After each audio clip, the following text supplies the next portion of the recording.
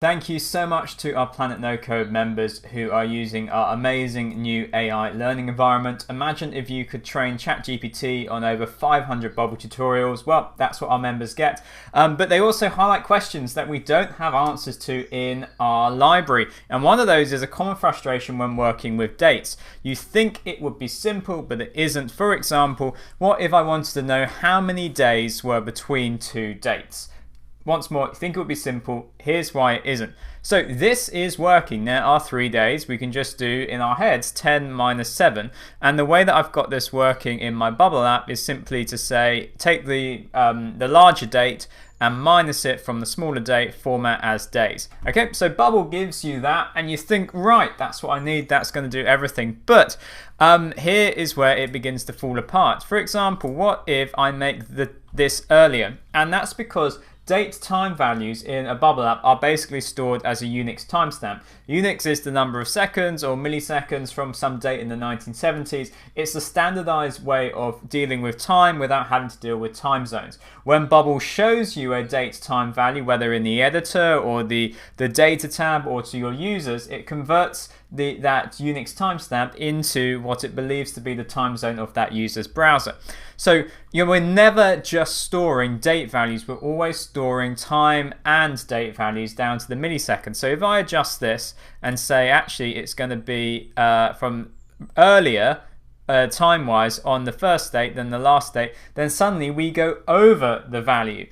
So then you could think, oh, I'll just use floor because I just need to round it down. But that then doesn't work if we go much later. Now we are thinking, oh, now we need ceiling, and you can't just round it up or round it down because you can make a really big difference. For example, if we go for like this, it's now saying it's 4 days, whereas we know that it is still only 3 days. So how do we solve this? Well, I think sometimes we just realize that there is a blockage in Bubble to enable you to do it, and frankly, with the invention of ChatGPT, it's easiest just to use some JavaScript, or rather not JavaScript, just some script to run on the server side.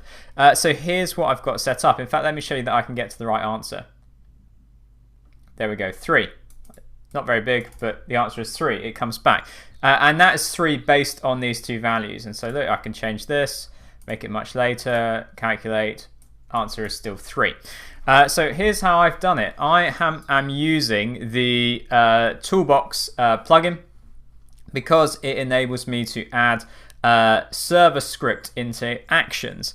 And I actually first used this when I was dealing with transcribing videos and I needed to convert milliseconds into like minutes, hours and minutes, minutes and seconds for a YouTube description. And I basically used the backend workflow to take in milliseconds and spit out a string of like MM:SS. So that's another use case for you. But let's just see what I've got here, which is I'm not in a backend workflow, I'm in a front end workflow.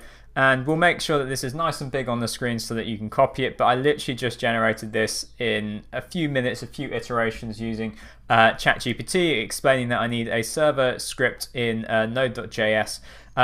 So it wrote this for me, and I insert it in. I even checked to ask what date format. So this is the leap because we're not dealing with times anymore. We're simply saying express it as year, month, day. In both of them, so we've got our first date, second date from the date time picker, and then the thing that I found you need to make this work in Bubble is that you have to just kind of express the result at the very end of the statement. And then lastly, you just have to select the return type. So then I've got a custom state set up, and that's for showing a number, and I'm just taking the result of the server-side script. So once more, let me put this through its paces. We're going to change this to, in fact, let's just go, let's go all the way back here. Okay, so that's saying 398 days, possibly, but it could be 397, we just don't know. And then I'm going to run calculate, and there we go, it is 398. So that's how you can work out the gap between 2 days. This is particularly useful if you're building like a Airbnb or some sort of rental clone thing, because it would be an additional challenge. And I think I have done a video on this previously. It'd be well worth searching our library if you're a member, or if you're not a member, become a member to search our library with AI.